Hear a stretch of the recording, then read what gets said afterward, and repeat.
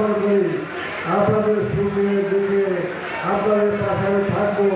যে কোনো সমস্যা আমাকে জানেন, ইনশাআল্লাহ আপনার পুরো ব্যবস্থা করবেন। আমি 1 মাসের বেশি সময় আসিনি। এই জেলা পরিষদ 10 লক্ষ টাকা অনুদান দিয়েছি সকল মানুষের জন্য। আরও করবো, কারণ আমি তো নোয়ালবাসীর জন্য আমাকে জেলা চেয়ারম্যান বানিয়েছে। আর আমি আমার জীবন দিয়ে আজ পর্যন্ত আমার সম্পর্কে আরো উপরে কথা বলার কোনো ক্ষমতা কোনো দলের নাই। আমার জীবনটাকে সুন্দর রেখেছি।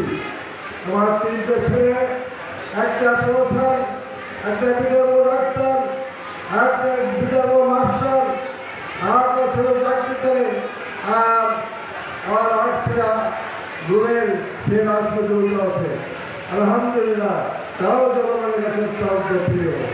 কারণ কি, তা আমার চরিত্র পেয়েছে, আমার আদর্শ পেয়েছে। আমি আজ 67 বছর রাজনীতি করেছি।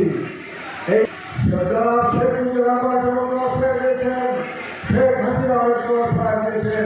আল্লাহ রহমানের কারণে কোনো আশ্রয় করে নাই। আল্লাহ আমাকে হেফাজত দিয়েছেন, আলহামদুলিল্লাহ। এই যে আপনাদের ভালোবাসা নিয়ে আমি এখানে দাঁড়িয়েছি। আমি যোগাযোগ তাদের পাশে থাকবো বলেছি, থাকবো না, সদা সকলেই থাকবো। এবং তাদের সুখে দুঃখে আমি তাদের কাজ করবো। কারণ 71-এর মুক্তিরা যেমন মুছে নিতে পারে নাই, যোগাযোগ তাদের ইতিহাস জীবনকে মুছে দিতে কেউ পারবে না। কেউ যদি ষড়যন্ত্র করে তার ভিতরে তীব্র আন্দোলন করবো, তাদেরকে ধ্বংস করে দেবো। এই কাঠিনা থেকে আসতে চাই, আসুক, আমরা আসতেই বলি। আপনারা সুনাম দিয়ে তো পৃথিবীতে জন্ম দেয় নাই। ঘোষণা বিজয়ের নাম শুনেছি, অনেক মহিলার নাম শুনেছি। শ্রেষ্ঠ ঘোষণা বিজয়ের কেউ শ্রেষ্ঠ আপনি শেখ হাসিনা। অতএব দেশ যদি ভালো করে থাকেন, ওই ভারতবর্ষের বাংলাদেশের উন্নয়নের কথা বলা যায়, বাংলাদেশের উন্নয়নের কাজ করা যায়।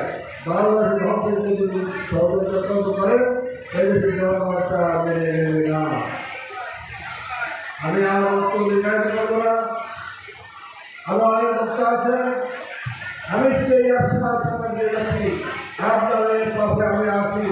আর জীবন মৃত্যু রাখ সবাই দোয়া করবেন। খোদা হাফেজ। বাংলা বিদ্যালয় সবাইকে ধন্যবাদ।